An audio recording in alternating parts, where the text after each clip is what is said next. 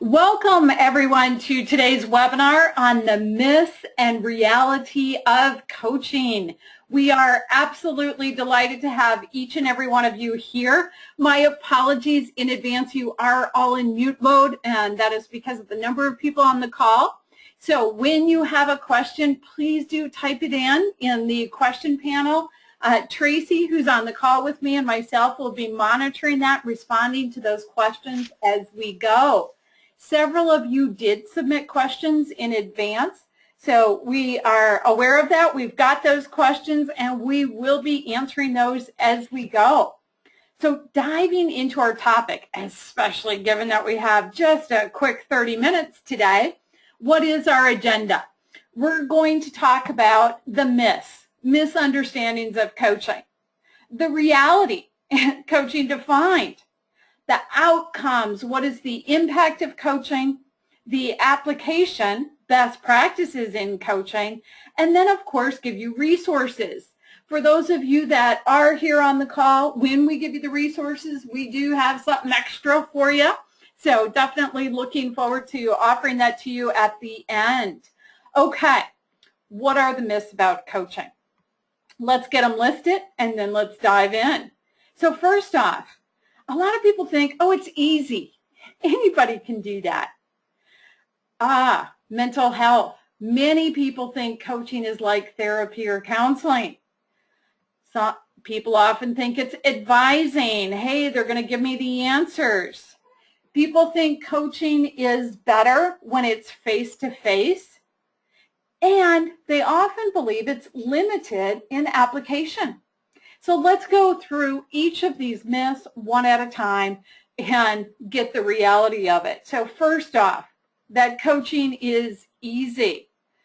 Here's what I'm going to throw out. I think it's easier to give the answers than it is to coach. Think about going out with your friends. You're having a conversation and whatever they're telling you, it's easy to come up with answers for them.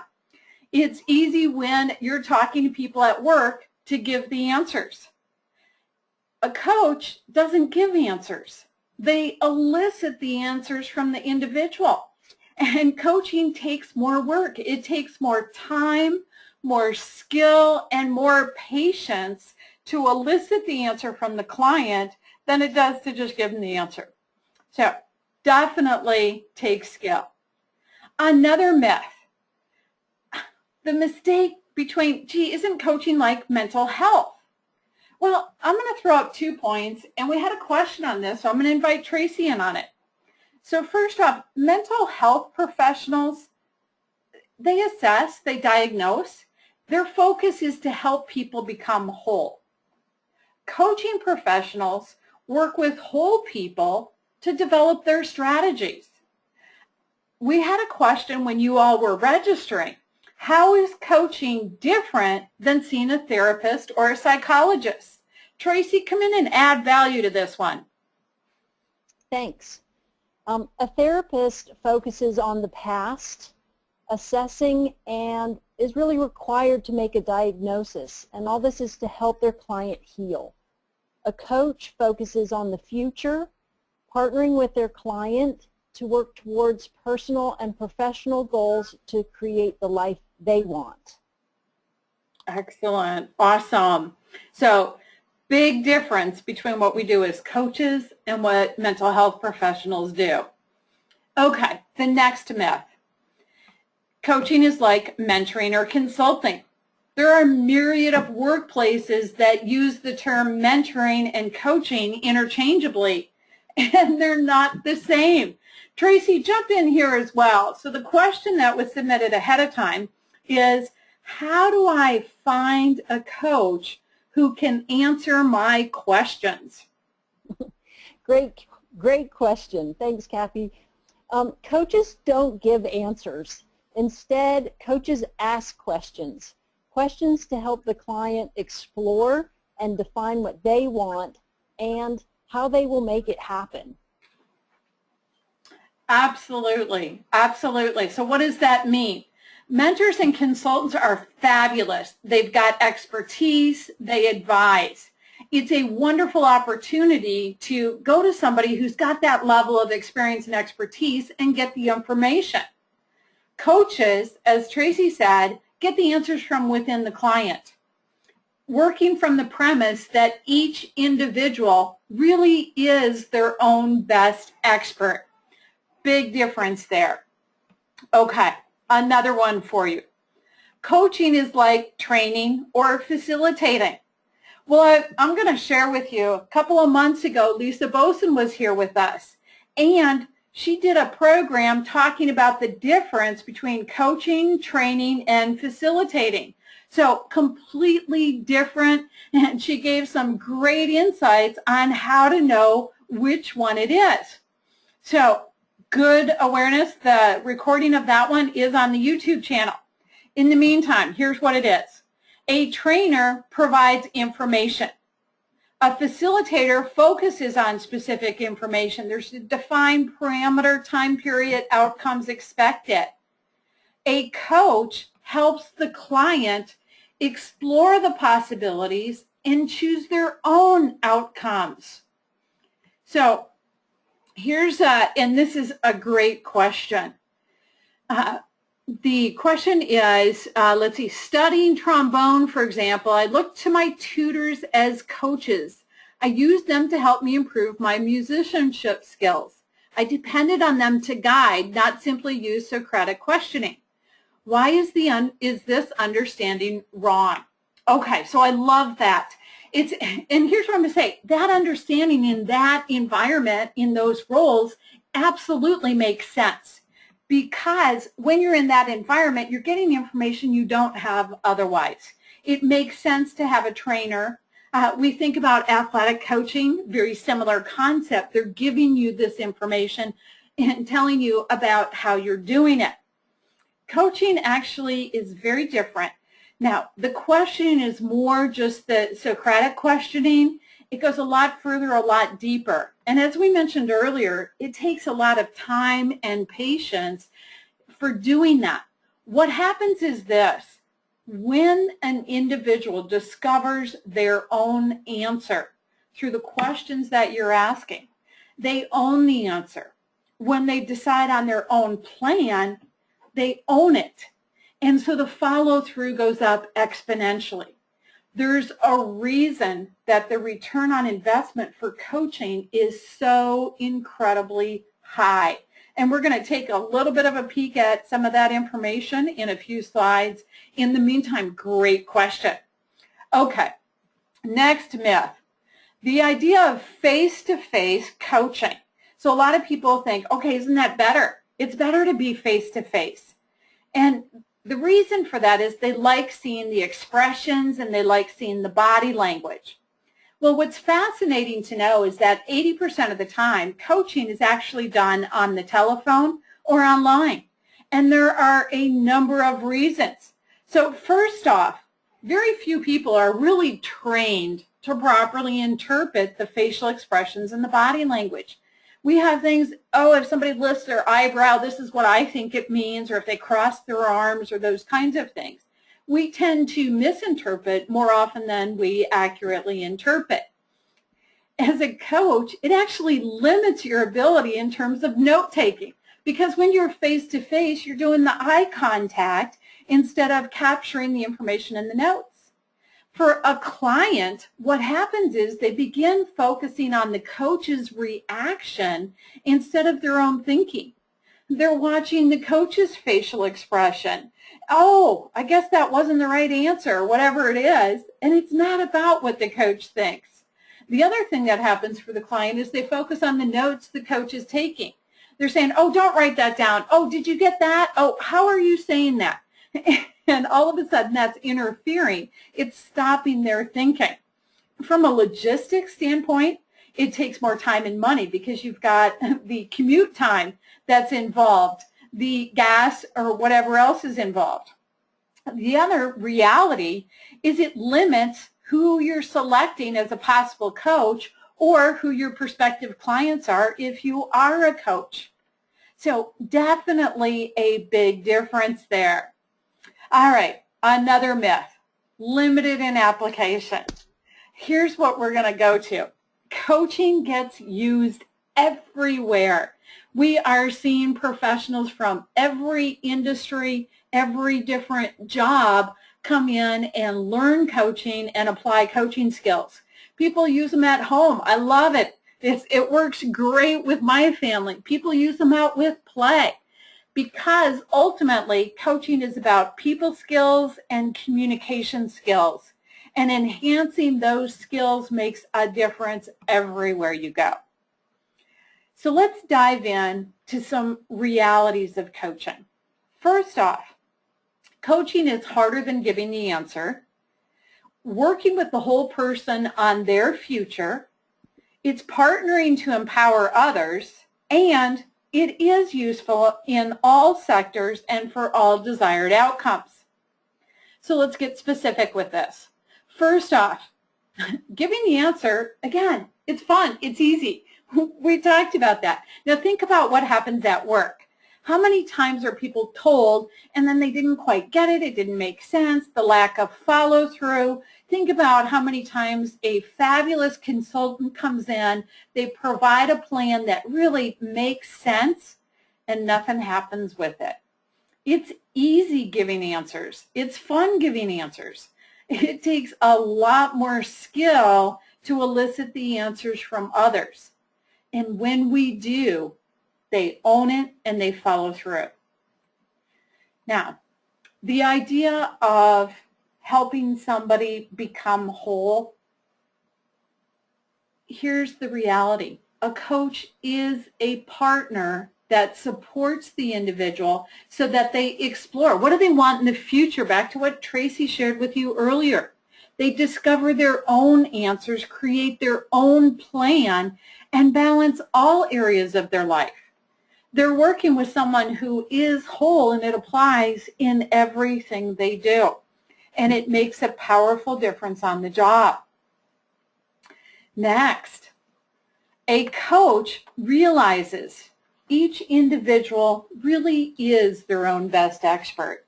The bottom line is they know what they're willing to do. They know what the opportunities are. They know what the relationships are, all of the nuances.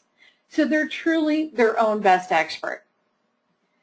Coaching itself gets used everywhere in all industries. It's actually really fun to see. It's got application in education. We're seeing educators come in and do education coaching, coaching teachers. We're also seeing it change how they teach, especially at the college level. So that's happening. It's growing in the medical field. Hospitals and clinics all over the country are incorporating coaching in what they're doing.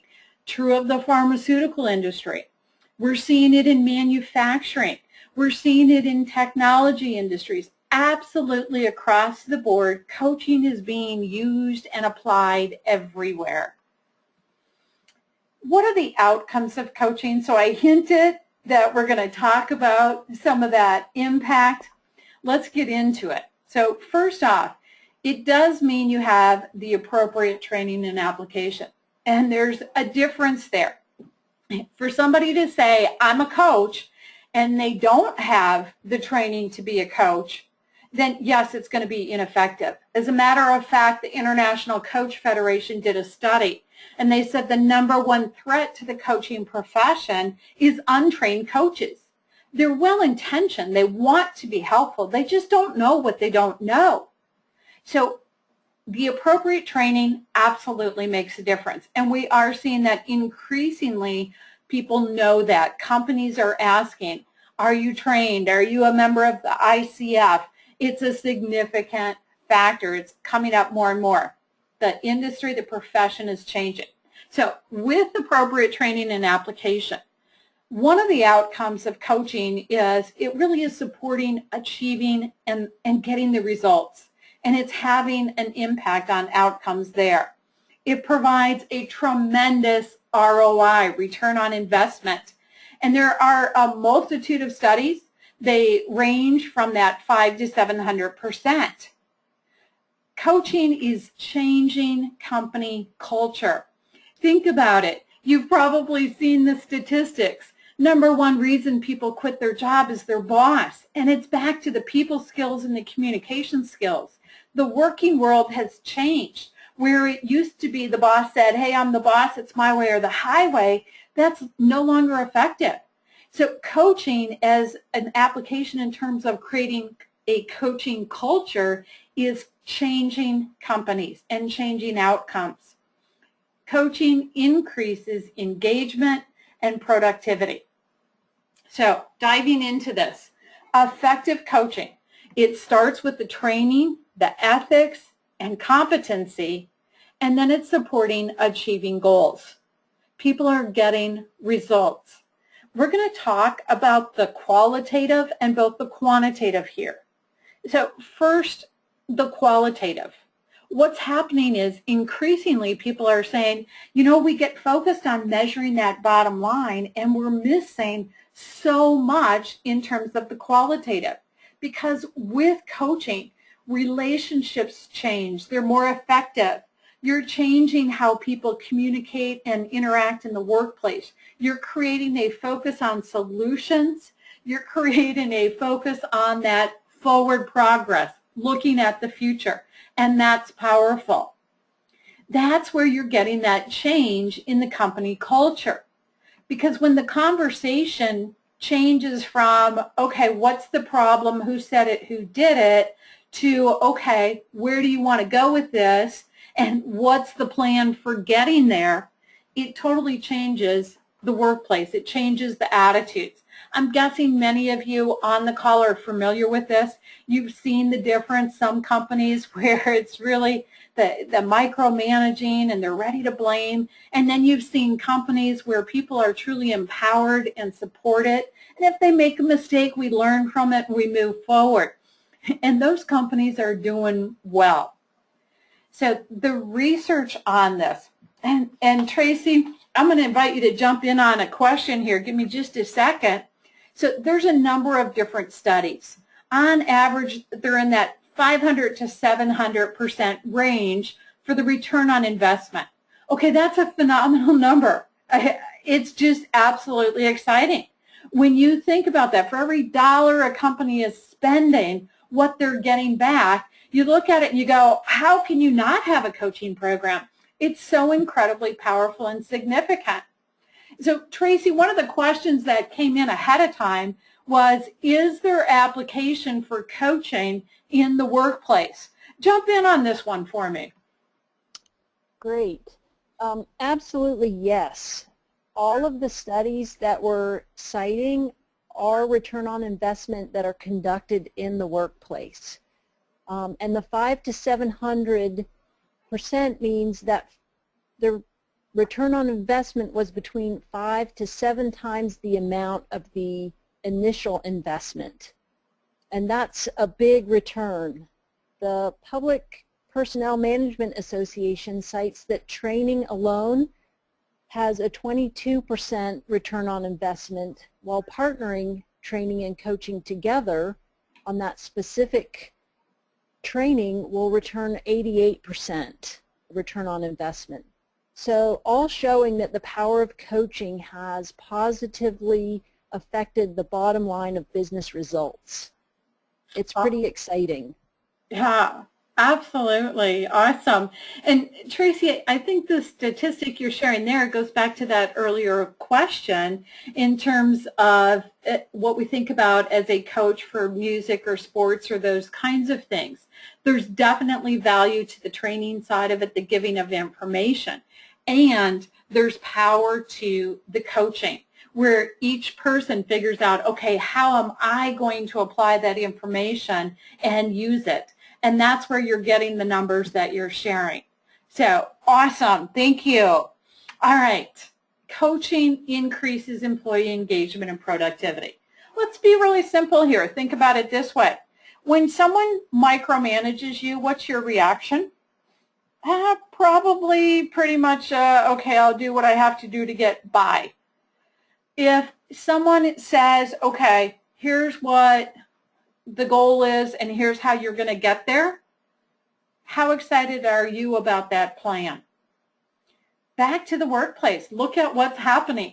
I've seen a number of studies that talk about 70 to 80% of employees are actively looking for a different job. Wow, actively looking, that many? And it goes right back to how the conversation is happening, because typically it's more of a directive approach. And as soon as you switch it and empower people and have them planned, it's huge. So, excellent. Okay, so a big question here for clarification. The ROI on coaching, return on investment of 500 to 700%. That's talking about an actual dollar amount. The change of training being a 22% improvement to training plus coaching being an 88% improvement is referring to the impact in terms of the content from that training. So the measure is completely different. And if you look at that numbers, the training alone being a 22% improvement, multiply that by 4 to get the impact when you add the coaching component. So hopefully that's giving the clarity, just measuring different things. If you have a follow-up question on that, please just let me know. Okay, what are some best practices in coaching? What do you really want to do to be effective? Let's go into this. Internal coaches, when do you want to have them? Training, what kind of training do you want? External coaches, when does that make sense? And then, of course, coaching program management. I love the information that's available through the American Management Association study. They did a great study on coaching programs. And here's what we find. Best practices, when you're going to have a coaching program inside of a company, you want internal coaches for entry-level to mid-level managers, and then external for the upper levels. So what's the reason for internal coaches? Well, of course it makes sense. Number one, it's cost effective. Number two, it's easier to reach a greater number of people when you're working with the internal coaches. And then number four, they get the company culture, so there's a huge advantage there. Okay, well then, what's the reason for going to external coaches if you're looking at a different level of management? So let's go into that. Give me just a second, and we're going to talk about it. I do want to talk about training for the internal coaches. The biggest mistake companies are making is using an internal training program for their internal coaches. And what they're doing is pulling from information they currently have on leadership, etc. And it actually, unfortunately, is feeding into some of the myths around coaching. So the best practices is get external training for the internal coaches. Now, in terms of having those external coaches for the upper levels of management, here's what's going on. Yes, it costs more.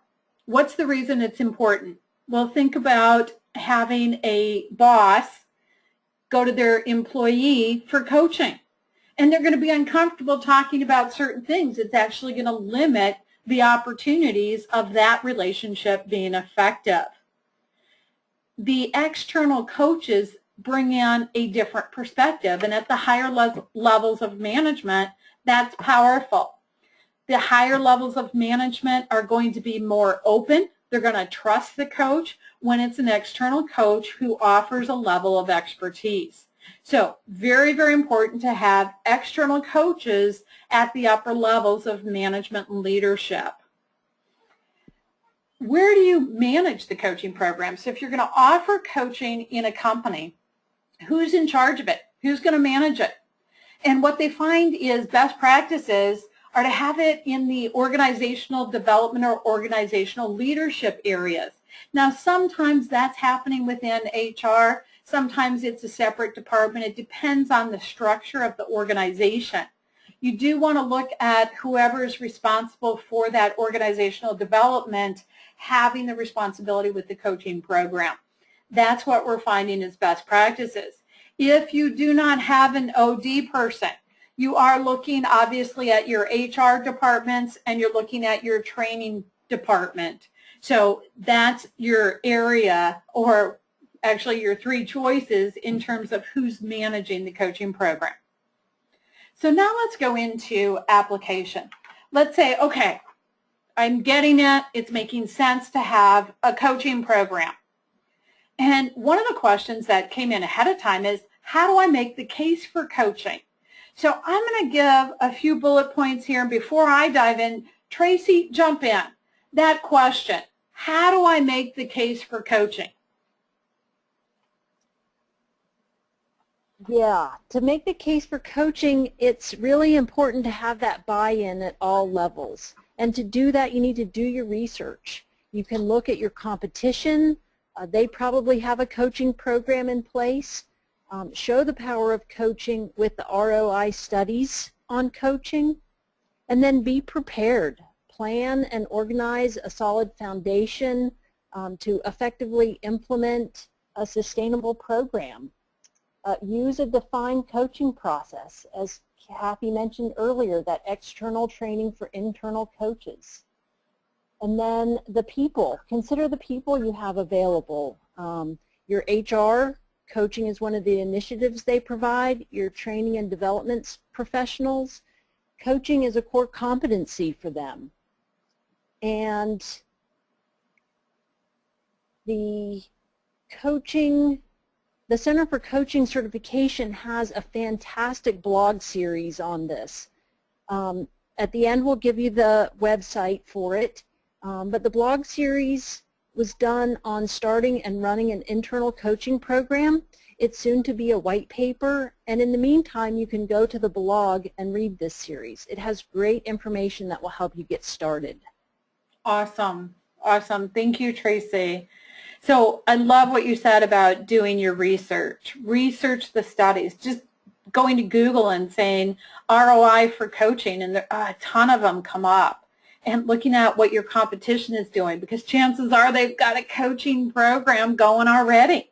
And so knowing that. And then, of course, I'm guessing everyone on the call is familiar with the importance of, hey, if I'm going to make the case, I want to be prepared with my plan. This is what we want to do, the process, the people involved. So awesome.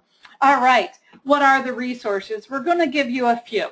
International Coach Federation, that is the gold standard in the coaching space. They are a nonprofit professional membership organization. They have standards for membership. They define the coaching competencies. They have the code of ethics available. So it's a fabulous resource. Tracy mentioned the Center for Coaching Certification if you're looking at options, and then the Center for Coaching Solutions. So what are the websites exactly? CoachFederation.org is the International Coach Federation. Lots of great information on that website. Definitely worth some time. Check it out. The next resource, the Center for Coaching Certification. And on this website, if you look underneath where it has the 800 number, you can see a link to the blog. That will take you straight into the blog. And from there, look back a few months for that series that Tracy mentioned. And that white paper will be coming out in a few weeks. So if you want to circle back around and ask for it, you're going to have our email information so you can do that. The Center for Coaching Solutions. Our focus here is being the resource for you, helping you, supporting you in whatever you want, whether it's starting a program, running a program, training, coaching, etc. So what are the resources that are available to you right now? The blogs, books, free webinars that are offered. We want to give you another one, a quick check-in, and then, of course, when you're outsourcing, the resources of consulting, training, and coaching.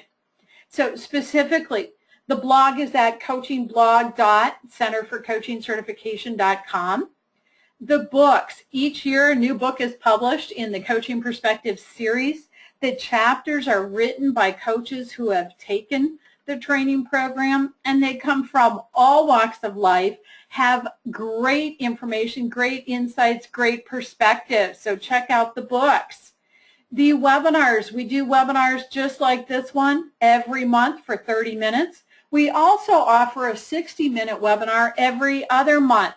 You can access information on either website, the Center for Coaching Certification or the Center for Coaching Solutions, or you can sign up for the newsletter, and we'll send you a newsletter when the next ones are happening. Okay, quick call or check-in.